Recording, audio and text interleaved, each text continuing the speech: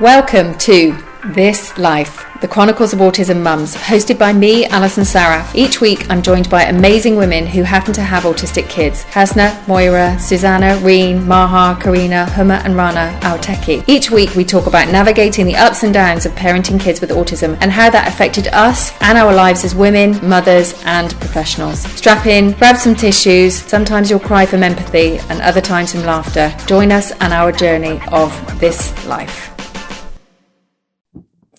Hi everybody and welcome to the next episode of This Life, the Chronicles of Autism Mums. And I'm joined by a lovely group of ladies again this morning. Good morning.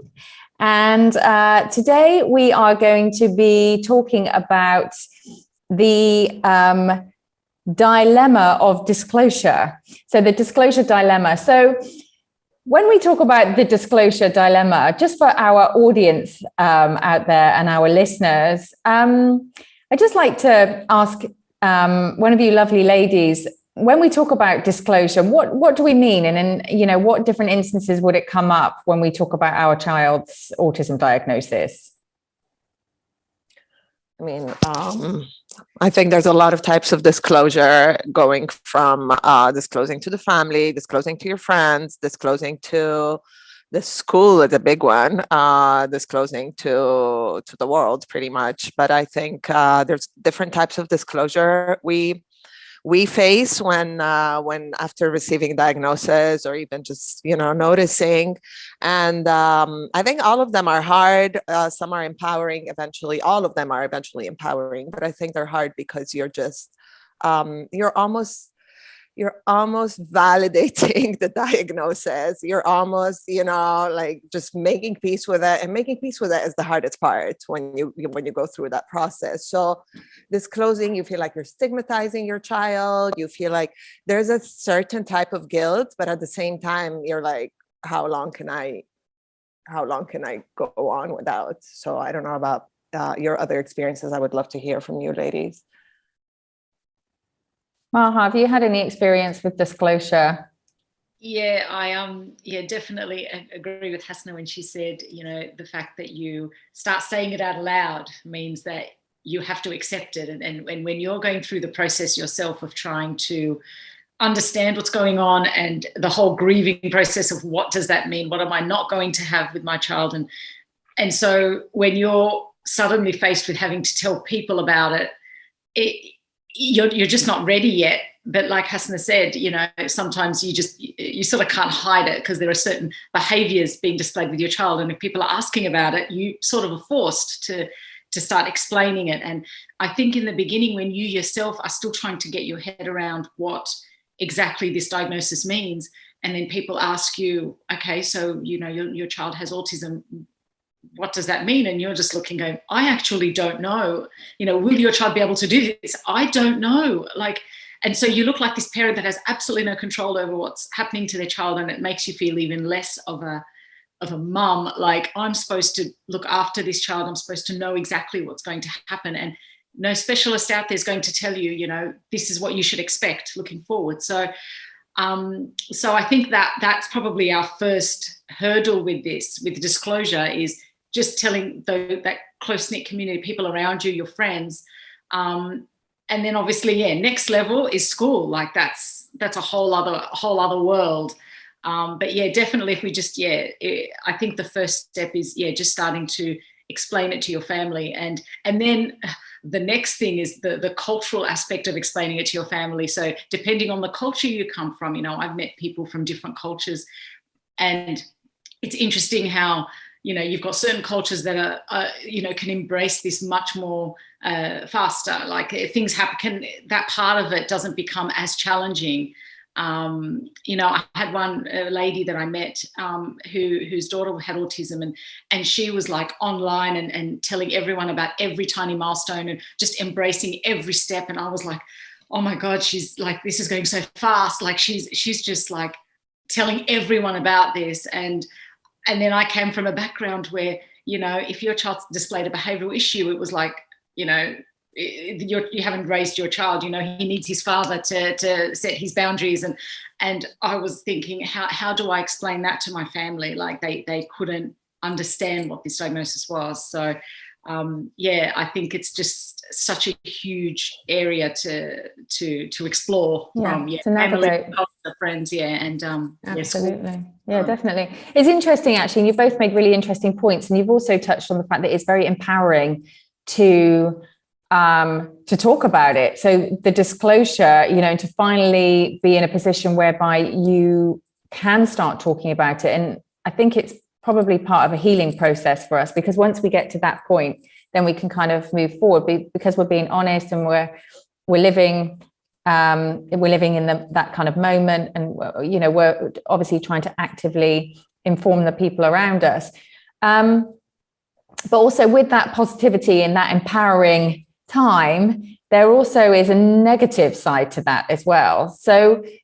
Karina, have you had any kind of disclosure situation? Have you been in a dilemma with disclosures at any point, with family or with insurance or with schooling, education, or any situation that you've been in where you've really had a dilemma? Do I disclose, and what are the reasons, why I should versus why I shouldn't? Because I think it's a very, it's a very common theme through in lots of different kind of channels, really. Yeah, many times this dilemma is still 11 years later, we're still facing this dilemma. I remember when we received the diagnosis, I just went to call my family and tell them, this is, now we know why he's behaving that way. It's autism. And for my brother and sister, it was easier to explain. But for my parents, it was like, what is autism? What is this? How can you cure this boy? How many therapies will he need to overcome this? So I just felt that sense of relief. I told my family, now I have to deal with the situation, because they were far, they were not here in Qatar. But for my friends, it took me a while, because I felt like I didn't have the answers to their questions. I was not ready myself. So how can I tell? Because I knew they were going to come back with lots of questions, and I didn't have the answers. And still, for some people, I don't have the answers. And today, my son knows that he has autism. And then when a situation is out of control, he looks like, hold on a second, I'm behaving like this because I have autism. So he's now, he's helping me to deal with the situation. It's amazing. So, which is in a way, it's good, but he just tells everyone that he has autism.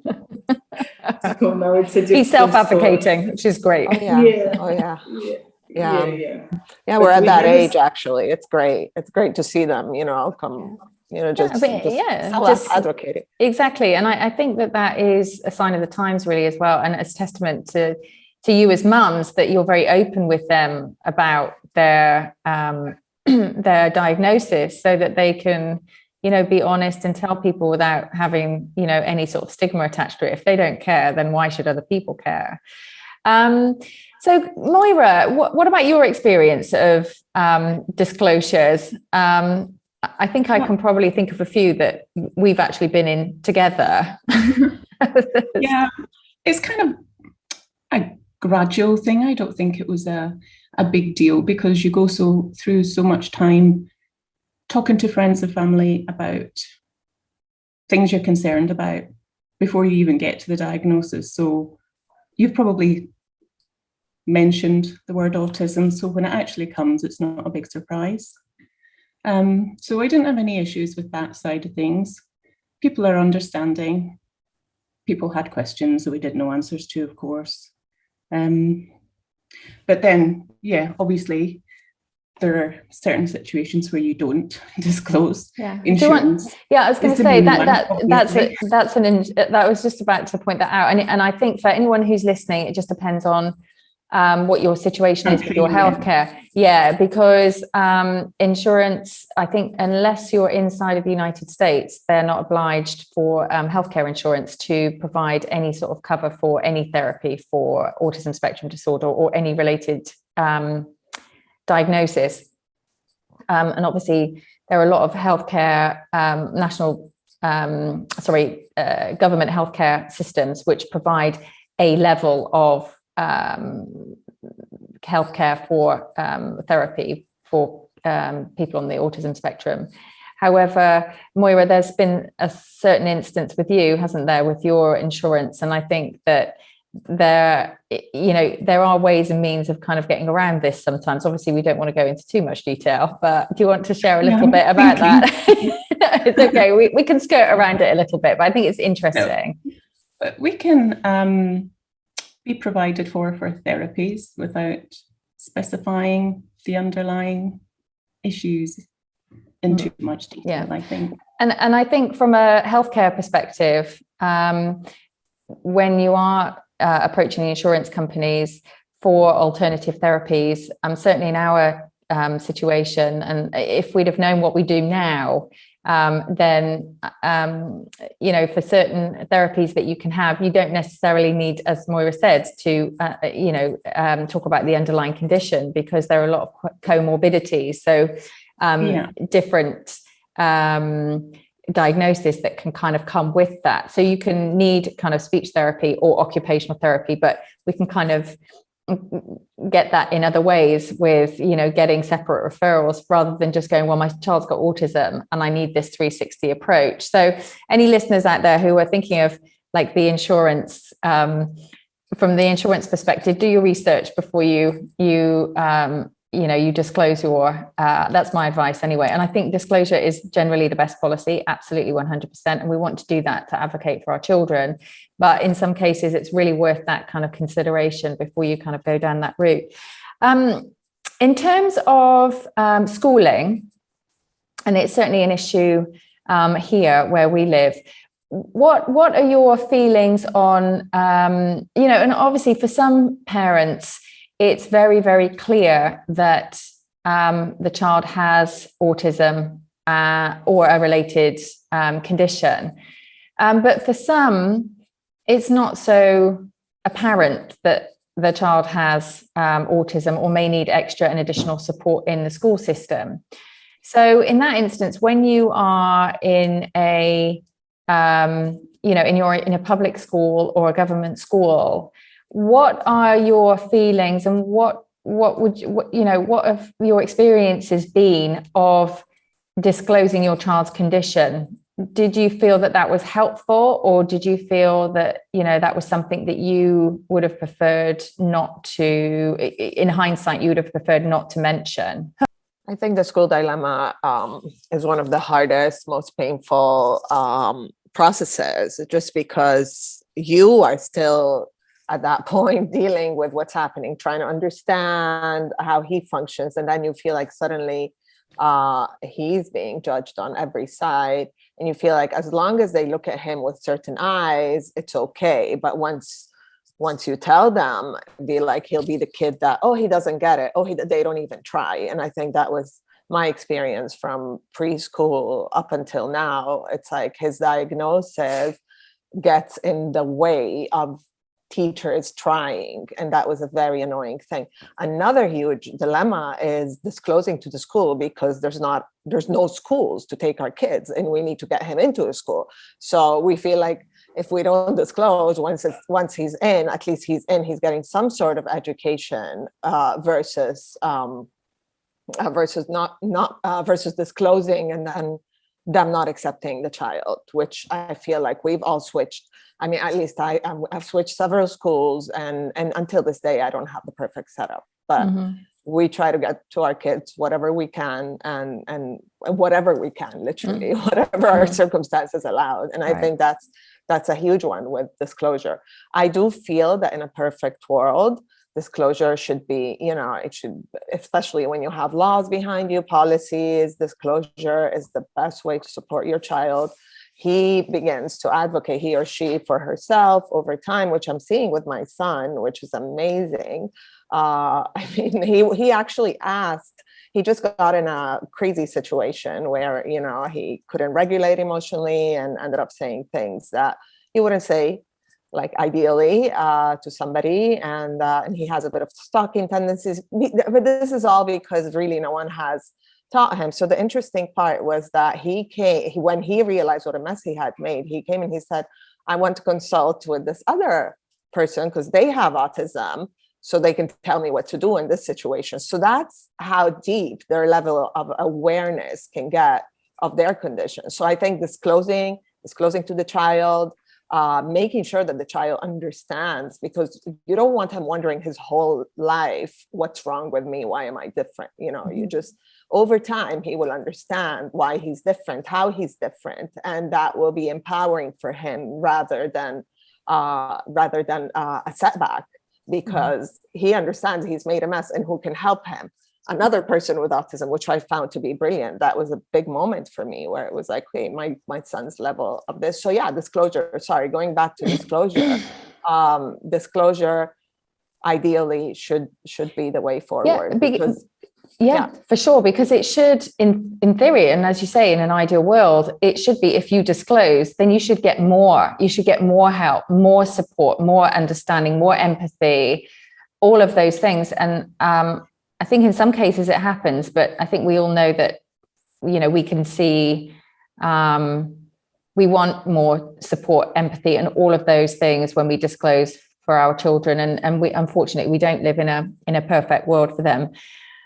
So in terms of the negative side of disclosure, have you all had any negative experiences of disclosure? For example, a friend of mine, she, I think was, and I think there's a naivety with this, especially when you first get your child's diagnosis, that you kind of think that everyone's on the same page as you in terms of how they should be approaching your child's therapy and their education. And you feel that all educators, all therapists, and anybody who is in healthcare supporting these children through this should be on the same page of you and should want the same things. But, there was an instance that she was telling me about, that she did a full disclosure before he got into a school.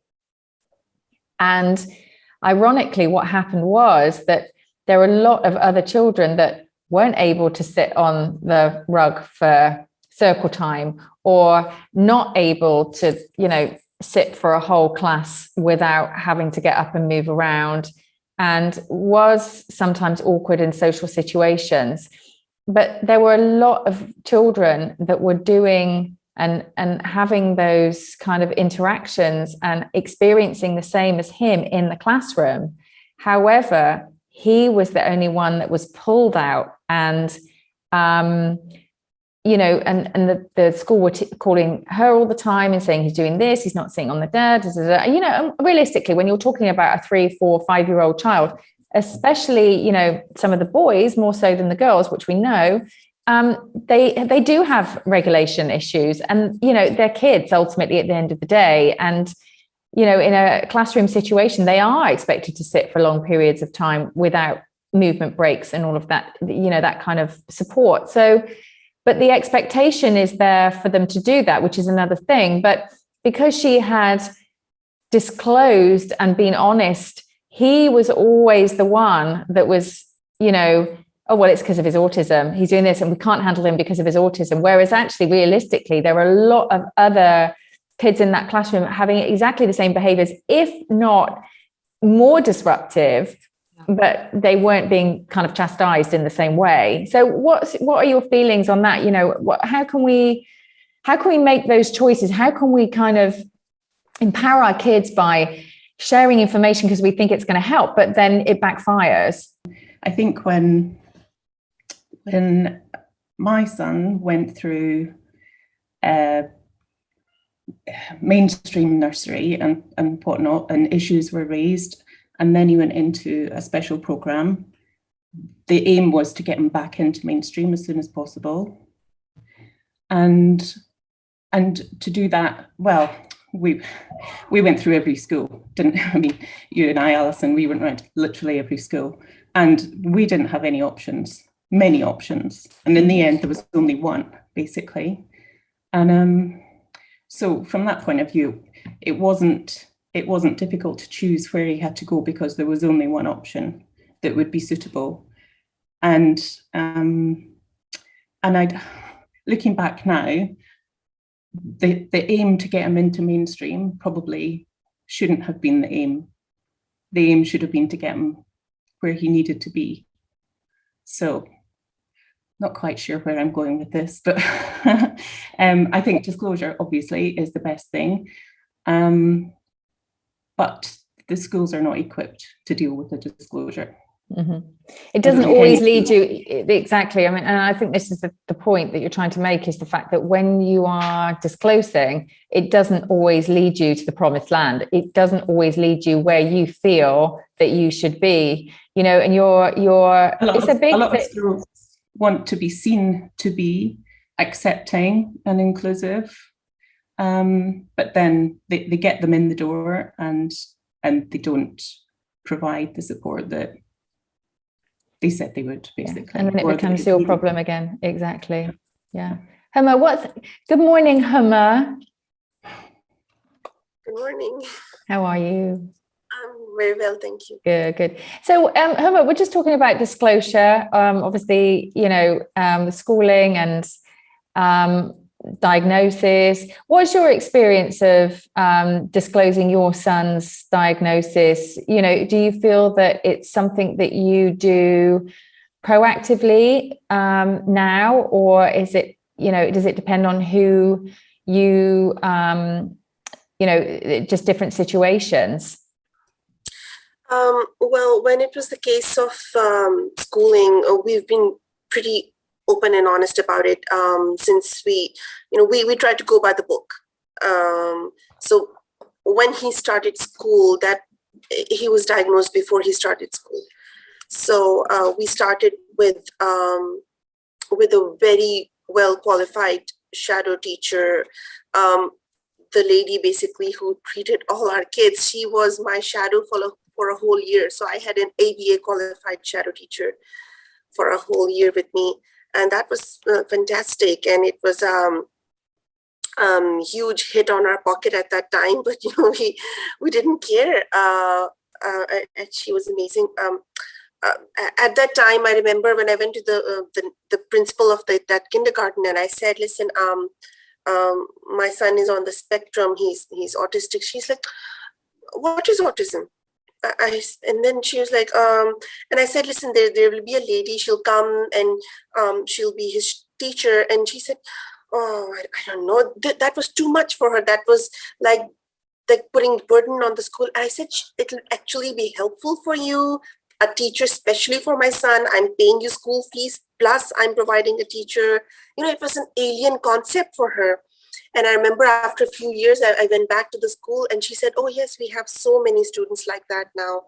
So at that time, it was like a rarity. I was explaining what is autism and what is a shadow teacher, and please just give me a space in the school. That's all I'm asking. I'm not asking for anything else. I was, you know, we were desperate even when he grew up and he went to a bigger school. I felt at that time they would take us in because they would either A, just be starting, or B, they would either have such a short number, like a less number of students that they desperately needed students. So we sort of got our foot in the door, and you know, that's how we would get in. And then once we get in, then it's like sort of hard for them to kick us out. So, you know, so that's why it's we like 30, 40 schools rejected us. They wouldn't even see our application. That no, we don't have the services. They would, because everyone here has the option to say no. They have a lot of neurotypical students in the waiting list, so they don't need another additional burden of a child that requires extra services. In terms of disclosure, what helps for me is I tend to, if I get into a school, I tend to stay there if it's going well, because then I appeal at the mercy of the people who have become familiar with my situation, like the teachers or the upper school, the leadership team. So they kind of know, okay, this is the child, we know what's the situation, how he acts. Sometimes even if he snaps, they're like, okay, we know him. So that kind of works in my favor. So I honestly, The best years that I've had is when some of the education, the teachers, they've like been where they've gone beyond their roles of like, actually they've shown humanity, and that's what has kept me going. That okay, thank you for protecting my child when all the rules said that, oh, he has to be disciplined or he has to be so yeah, the thing is that the label always goes against it, not always, but there in certain situations it once he's been labeled, there's always that element of unpredictability that, oh, we don't know what he will do. We can't take him to this camping trip because we don't know what he will do. I said, he won't do anything. He'll go on the camping trip. No, but we don't know. We can't handle him. We don't know what he will do. So that element of unpredictability, that we don't know what to do with him, affects friendships, affects relationships in the school, outside the school, with the friends who are not aware how this works. They also, so that's the element of that, and the unpredictable element. Yeah. That goes against us. And as you say, I think that's really interesting because you have so many closed doors before you've even introduced him, so he is literally an autism diagnosis on an application, and nobody even says, well, let's meet him and let's talk to him and let's find out whether or not we can have the fit. It's just acceptable to have a blanket no. So you have those doors closed. And I think what you've made is a really interesting point because, you're saying it's affecting friendships and his relationships. And that's such an important age in his life, his formative years. Whereas, maybe some of the behaviors that he displays when he might be on that camping trip, nobody would even look at his peers would not even look at that as, they would just see that it's part of him. Oh, that's Haida, but because there is an adult who is singling him out and focusing on that particular behavior. And I'm not saying that's a negative behavior. It's just something that he might do that's different to his peers, that all of a sudden everybody focuses in on that. And then that's where the stigma starts, because then everybody's looking at that because there is an adult educator there who is saying, that is not what is, we need to keep the status quo. And there's such an element of shame too. There's exactly. an element of shame for the child. It's not fair. It's just heartbreaking actually when you hear that. And this is all coming, the majority of this from professionals who are supposed to be helping our children. But what they're not doing is they're not having an open mind. And when they're also,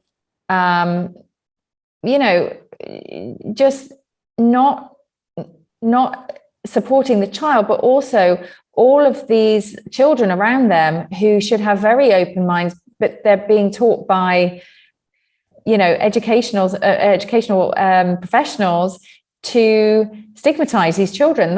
That's it. So it's a very unfortunate situation, and I think we could talk about this for a very, very long time, because I think that we've all been in these situations, and it should never be a dilemma. It should always be, well, let's talk about it, because ultimately we should get more support. But unfortunately, in these cases, it's not always.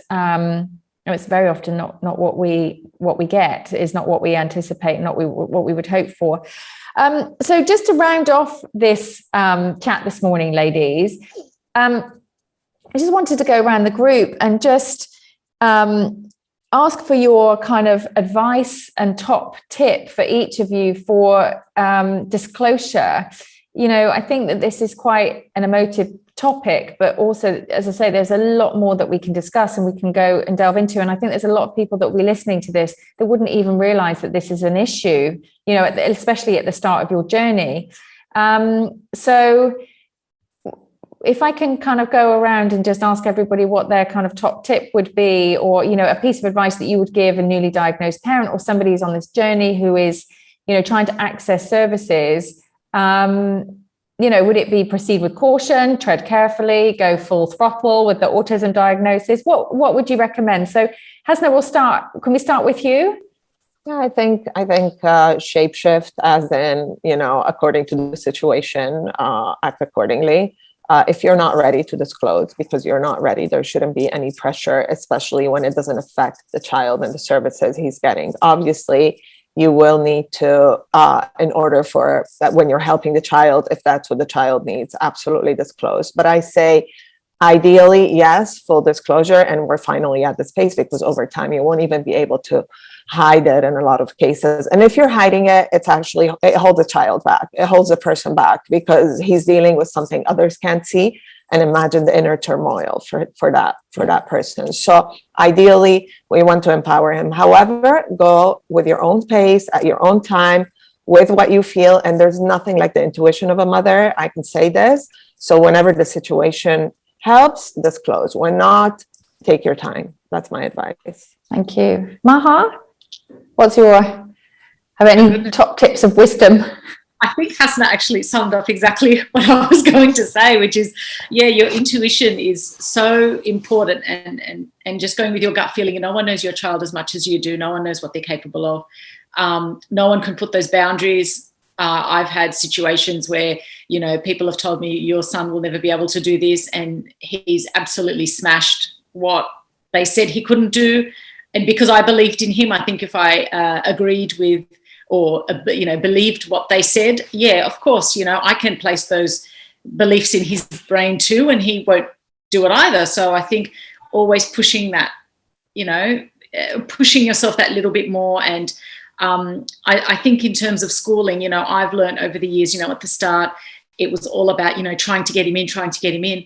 And I realized that isn't, that can, like Hasna said, cause more problems, because then suddenly your child is put in a situation where they're trying to, swim in this ocean and they can't swim. And you're like, well, my son's got a spot. That's not enough. Like the mental anguish and damage you may be causing your child in the process is not worth it. So I was very blessed that I was able to find a school with a culture that was so hands-on and so empowering and loved these kids in a mainstream environment. So I was quite lucky that I was able to find that for my child. But then I experienced other schools where they just kept putting boundary after boundary. And I just thought, no, this is not the environment I want my son to be in for most of his day. Like, they're at school 6 to 7 hours a day. And I'm thinking, what a horrible place to be in. Like, this is not how I want my child to, because then they develop all these anxieties, and then my son's got anxiety. Well, if you were in that situation, anyone could develop that. It makes it so much worse for them. So definitely stick to your gut, do your research, go for it. What can you do? Yeah, thanks, Maha. Karina, any pearls of wisdom for us? Same. You ladies said it all. It's we'll feel when you're ready to tell. We feel. We know the to who, when to tell, and to the what person, right? It's this inner feeling. It's the time will come. And what else can I say? School is school. We cannot hide. Sooner or later, they will know. They'll find out. They'll come up with questions, and then that's something we cannot not disclose. But that's it. Thanks, Karina. Thank you, ladies. Thank you. Moira? Yeah, I think always to disclose. I think if a school especially can't handle the diagnosis, you don't want them looking after your child anyway. And more to the point, don't really want them looking after my neurotypical child either if they can't have the environment where acceptance and inclusion are there. So obviously you have to take each situation as it comes, but start off with wanting to disclose and be upfront. Oh, good advice. Get the best solution. Yeah. Hema? Yes, of course, I agree with everyone that disclose the diagnosis and just we have to make the schools and the educators understand that this is how it's going to be. This is the future. This is not something. This is not a burden on their educational establishment. It's something that's not going to change. That's now they have to make space for our kids. Everyone has to make space for our kids, and the society has to make space for our kids, and they have to understand that this is how it's going to be, that they belong here as much as the neurotypical kids. So they have to, so we should also, whatever fears that they have, that, oh, the unpredictability element, okay, just explain the major 1 or 3 issues, that, okay, he's doing this because of this, he's doing it's okay, there's nothing to be scared about, and then just be their voice, and we have to get them accepted. And yeah, that's all I can say. Yeah, absolutely. Alison, I feel like we didn't hear from you. Oh, well, I think I concur, and all of your comments are, they ring very true with me. And I think that we've always been parents that have gone down the honesty route, because I have known people that have not gone down the honesty route, and it does come back to bite you, I think. And the one thing that I would say is, from my perspective, I've known parents that have tried to buck a system, and the system is not right. So the system, first of all, is incorrect, because we should have full inclusivity. We know that, and we know as parents that's right for everybody, not just for our children. It's right for the other children as well, the neurotypical children, because they have to see, they have to live it, they have to be with these kids. They all need to be together, and that is how you will gain a generational shift to acceptance. And we know that, and that's not happening. And I think the whole world is failing on that. It's an epic fail. And until somebody establishes some new rules, then this is what is going to continue to happen. And I'm not trying to be unrealistic, there are children that need a different type of education. Not everybody fits into the educational system as it is right now. My son doesn't at the moment, and he did when he was younger, but as he's getting older, the gap is becoming bigger. The demands on him in terms of his education in a mainstream school are very different to how they were probably 5 years ago when he was 5. The expectations are different, and he's not moving as fast as the other children. And I'm fine with that now. Probably when he was 5, I wasn't, but now I'm like, do you know what? Go to school, learn at your pace, be happy, enjoy it, and be in a supportive environment. I know that there are some parents, and their experience of it is that they have gone kind of the undisclosed route, not mention that diagnosis, and it really has become an issue for them, because when that disclosure doesn't happen, and things move on, the years go by and the child is not handling the schoolwork without the support, then it comes to bite the parent on the backside, because then the school are on the phone all the time, you get a headache, you feel all of these emotions come because you're like, my child's not achieving. Why are they not achieving? The school aren't able to provide the support, and it becomes a very toxic environment for you as a parent, because not only are you moving with their autism diagnosis and trying to get them everything they need in the support, but then you have that negativity. You have that negativity from the school or the educator or whoever saying, your child's not good enough. Your child's not doing this. Your child's not doing that. I don't want to hear that every day. I want to hear what my child has achieved that day. I don't want to hear how they've fallen short in comparison to every other child. So I think that's one thing to consider from my perspective, because I've seen it from both perspectives. And I don't want somebody phoning me every day telling me how crap my child is. I want them to be saying to me, your child's amazing because they told the time for the first time today, or, they went to the bathroom independently and put their hand up and told somebody, you know, all of these milestones are massive for my child, and I'm sure for your kids as well, for anybody who's listening. The milestones are different. So I think that's one thing to consider for parents, if you're disclosing or not disclosing, is whether or not you're willing to take the negative hits and all of that kind of comes along with it when they realize that your child is needing additional support. So I think that this is certainly a topic that we could, you know, talk a lot more about. And we will next week move on to another topic. And thank you so much for joining us this morning and for sharing, you know, your stories and also your advice for other parents that are in this situation. I think it's all very, very valid, and you know, it just comes from years and years of experience.